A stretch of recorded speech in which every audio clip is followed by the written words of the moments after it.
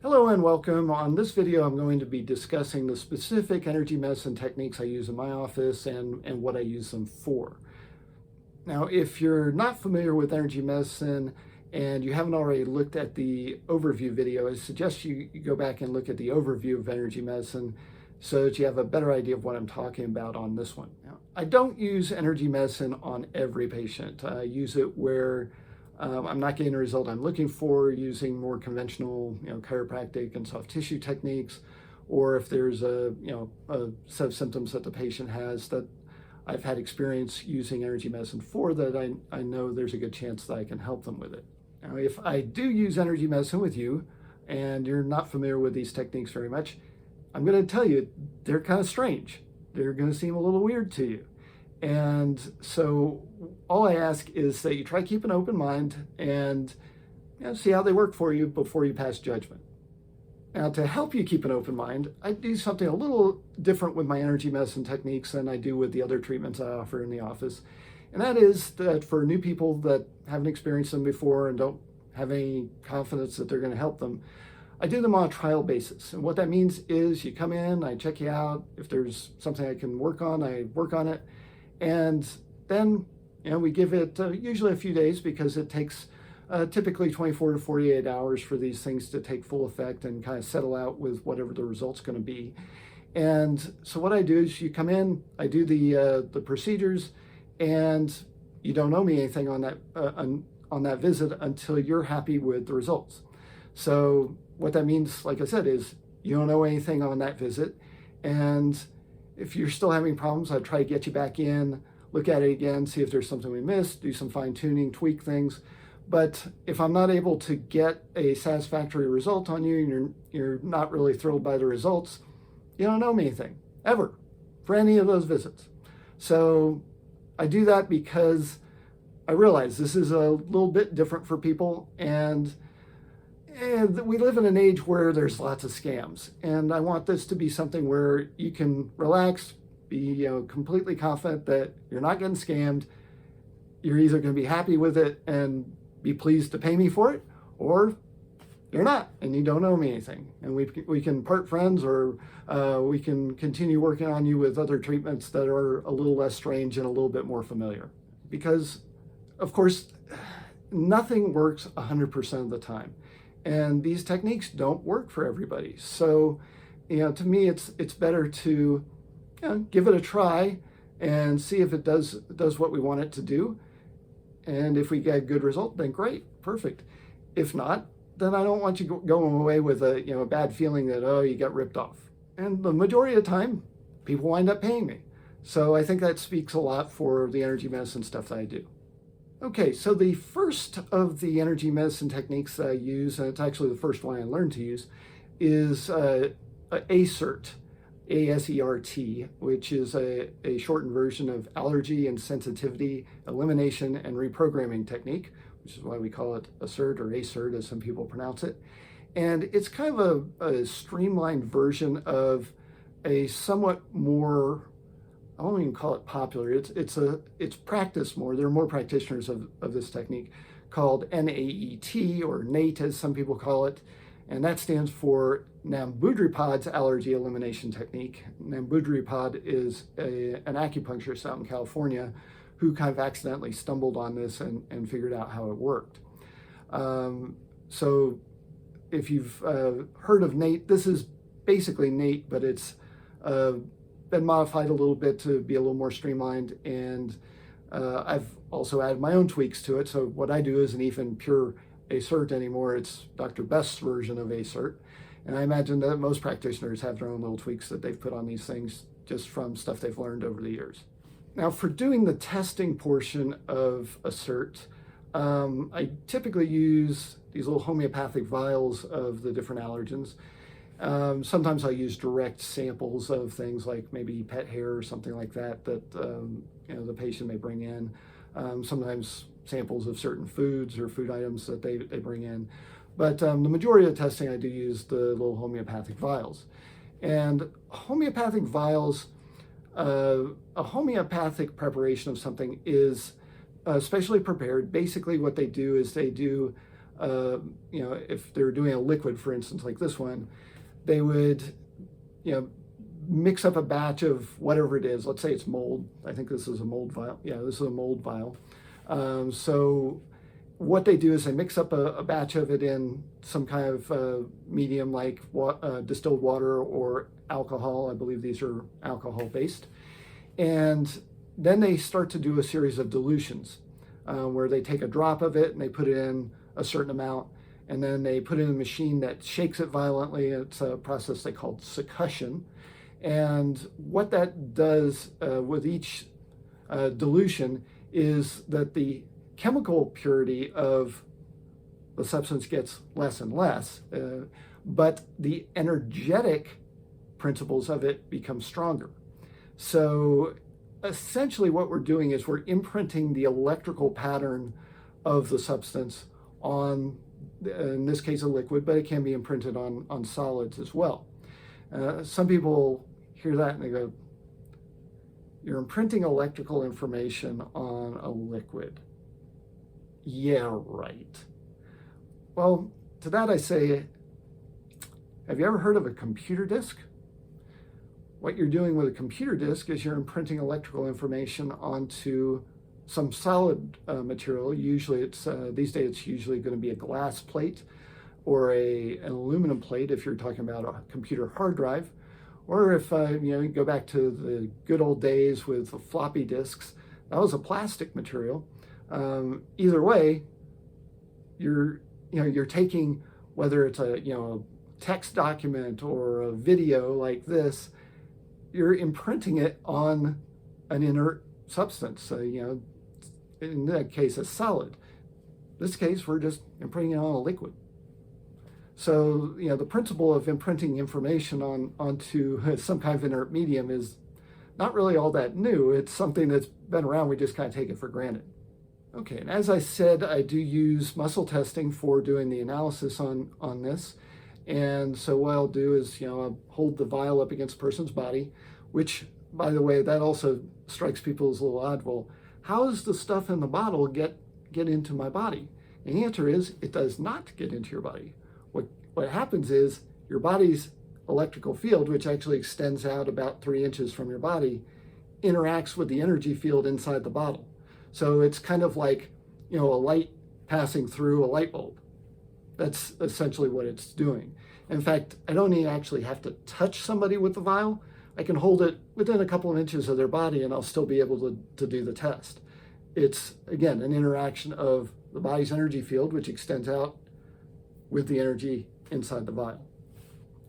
So again, I do muscle testing, and depending on, I'll have them hold their arm out usually and push down on the arm.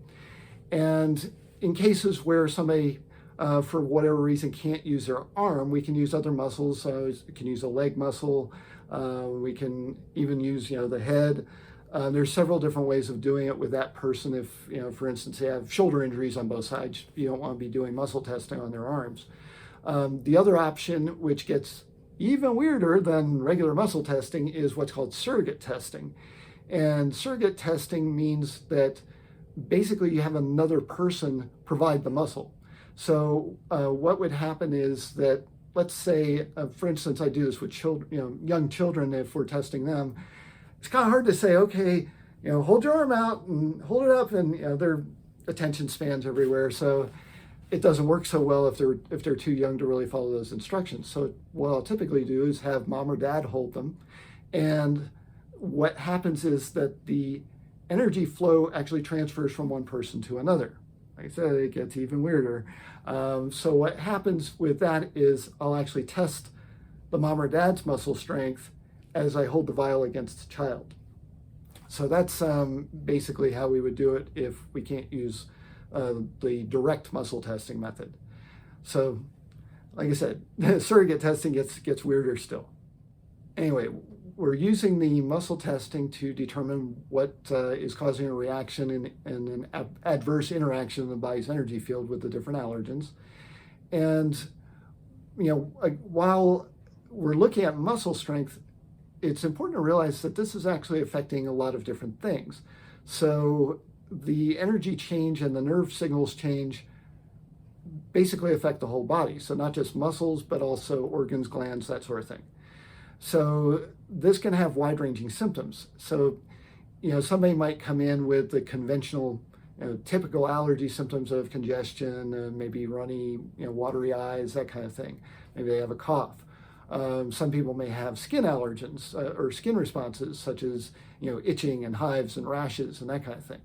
And then some people may have digestive problems if they have allergies, especially to foods, tend to cause digestive reactions. So they may have indigestion or loose stools or that sort of thing. So there's a lot of different reactions that can occur, and depending on what type of allergens are involved, you'll tend to see one or two symptom groups more than another. But sometimes you'll get even really weird symptoms. Some people, for instance, I had a woman that when she would get exposed to something she was reactive to, she would actually get dizzy and lightheaded and eventually pass out. So, there's all sorts of things that can go funny with this when the body is having an energetic reaction to an allergen. So once I've completed the analysis, the evaluation, and found out what the person's reactive to, then we start the desensitization procedure. And that involves tapping on some points, acupuncture points that run alongside the spine on both sides, point on the chest that is associated with the thymus gland, which is involved in the immune response. And then we do some laser acupuncture, typically on basically points that interact with all the major acupuncture meridians. This is my laser stimulator. I don't know if you can see the beam there.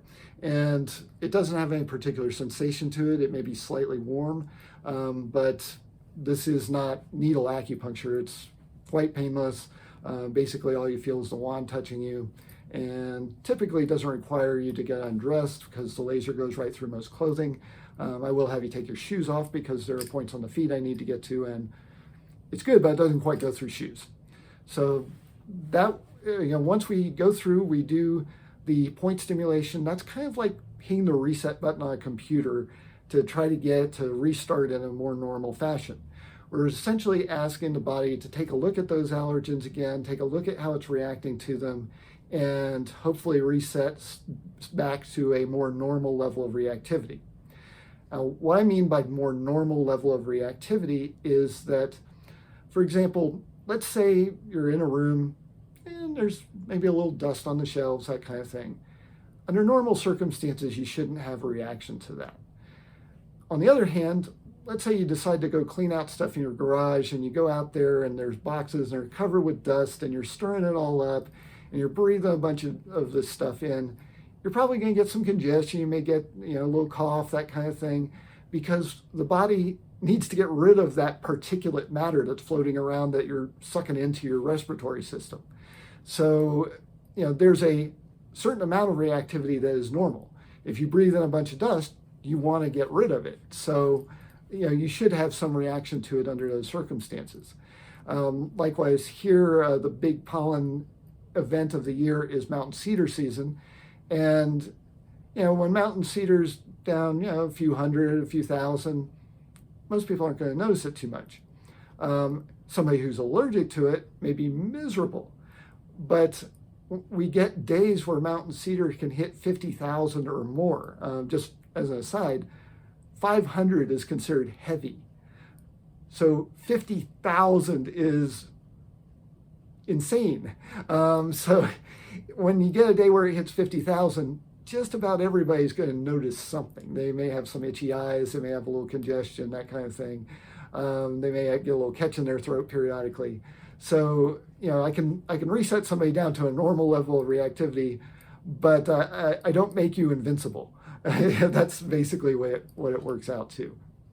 And the really cool part about this is that unlike pretty much anything else people do for allergies, when this technique works, it lasts for a long period of time. So several months, and in many cases, several years. And a lot of times you get those results with just one session. If somebody has a lot of different allergens, it takes a little longer to clear them out. So it may take several sessions to get rid of a bunch of allergies. But if somebody has just, a few things, then usually you can clear it out in one visit. And like I said, it lasts for a long period of time. I'll have people that I desensitize for mountain cedar, which again, it gets insanely high, and they still do great season after season. I still see them for things like chiropractic issues, and they'd say, "Oh, doc, I'm still doing great. All my coworkers are miserable." So this stuff lasts a long period of time, which really makes it nice. You don't have to keep coming back for it. Usually you can clear it out pretty quickly. Now the next main energy medicine method I use in the office is something called body restoration technique, or BRT for short. And it's very similar in a lot of ways to the allergy technique. We're doing muscle testing. Instead of just allergens, I'm also looking at everything from potential pathogenic things like viruses and bacteria to things like various chemicals that somebody may be sensitive to, that type of thing, to actually checking how various organs and glands are interacting with each other by holding points on the body. So a lot of the testing is done using vials, but there's also testing essentially using applied knowledge of the acupuncture meridians to see how things are interacting with each other in the body. And whereas ASERT is primarily directed at alleviating allergic responses, body restoration technique is more about kind of improving the harmony of the way things work on the body. And a lot of times we're able to get rid of some very long-standing symptoms, almost like magic. So where ASERT is focused in on allergens, body restoration technique is more about reestablishing harmony in the body, getting things to interact energetically the way they're supposed to. And in many cases, we're able to alleviate a lot of different problems with it. And I use it a lot with chronic pain cases because sometimes the body kind of sets up these little energy feedback loops that kind of keep things irritated, keep things inflamed, and keep the pain going. And you get people sometimes that have had all sorts of treatments and have had this pain for 20 years, 30 years, and a lot of times you can turn it off in a matter of doing tapping on things for a couple of minutes. And sometimes you have to kind of move around a little bit, hit the exact points just right, but it can be really remarkable what it can do with some of these things that have been resistant to other forms of treatment. As with ASERT, a lot of times we can get really good lasting results with just a single session. Somebody who's got a more long-standing problem or something where there's complications and there's layers of involvement, those are more complicated and those do take additional treatments, but in a lot of cases we can get things done just in one session. Last but not least is a technique called emotional freedom technique, or EFT for short. And as the name suggests, it deals with emotional influences on the body's electrical system. So EFT is a little bit different in terms of treatment from the way we do the ASERT and BRT sessions. EFT, I still use muscle testing in a lot of cases to kind of pin down what emotional response we're dealing with, and sometimes it can be very specific, sometimes very broad. So we use the muscle testing to kind of fine-tune what we're doing on the reset of the body's electrical responses to those emotional stimuli. Now I want to be clear that although we're dealing with emotions, this is not counseling. We're not talking about traumas that happened or anything like that. It's any discussion of emotional events is pretty limited to finding the affirmation that we're going to use while we're stimulating the electrical or the energy points. And what I mean by that is that let's say somebody has a particular emotion that's tied to a physical complaint. We would have them repeat a certain phrase that's associated with that emotion to then release that area. Let me give you an example of that from my practice. I had a gentleman come in, he and his wife came in. He had come down with frozen shoulder. He couldn't move his arm at all without pain. It's like, he could barely raise his arm, and he was hunching the shoulder up to do it. And what he said is that he doesn't know what happened. He woke up one day, his shoulder was a mess, hadn't had any trauma to it, And so I checked out the shoulder, did all my usual chiropractic soft tissue stuff on it, and I got nowhere. And they were a little skeptical to begin with chiropractic, so I was a little hesitant, but it's like, okay, not getting anywhere with this, let's look at some other things. So I did some muscle testing, evaluated from a certain BRT perspective, didn't find anything there, and then checked some emotional reflexes on him for EFT, and he showed up as having anger as the issue with his shoulder. And I told them that, and like I said, they were skeptical to begin with, and now they're really skeptical. And his wife's over there like, this guy's a quack. And so I figured at this point I didn't have anything to lose. They already thought I was an idiot, so why not go ahead and go all in as an idiot and see if I could fix it. So he insisted he wasn't angry about anything. And I said, okay, I get it. Your body's telling me there's an anger issue. Bear with me and let's see if this helps us out. Okay. So I did a procedure, and for instance, in this case, the affirmation was, even though I feel angry, I deeply and completely accept myself. While I'm tapping on energy points to get the body to release that emotional charge. And we get done with it. I said, okay, try to move your arm. So, really? Yeah, give it a try. Oh my God, honey, look. Oh my God, there's no pain. Oh my God. And his wife, who had been over there like this, was like about to fall out of the chair. So they don't always go that way. But that was one of those where it's like, yeah, who's the quack now? Yeah, I am still, I guess. But anyway, so that's the essence of emotional freedom technique. The cool part about emotional freedom technique is you don't need any special equipment to do it. You don't need the Allergy vials or anything like that. You don't need a laser. The point stimulation is done just by tapping on it with your fingertips, that kind of thing.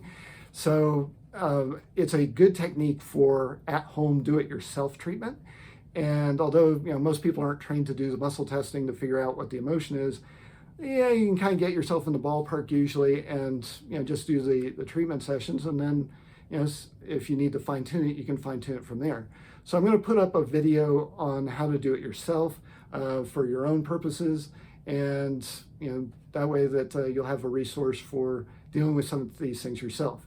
Again, this isn't counseling, this isn't therapy to get rid of the actual emotional trauma or to manage the emotional trauma, but what it does do is it takes that electrical or energetic charge off of that emotion, reduces the intensity of them, so that even though you may still have some issues to deal with, it's much easier to deal with them because you aren't amped up to 20 trying to deal with it.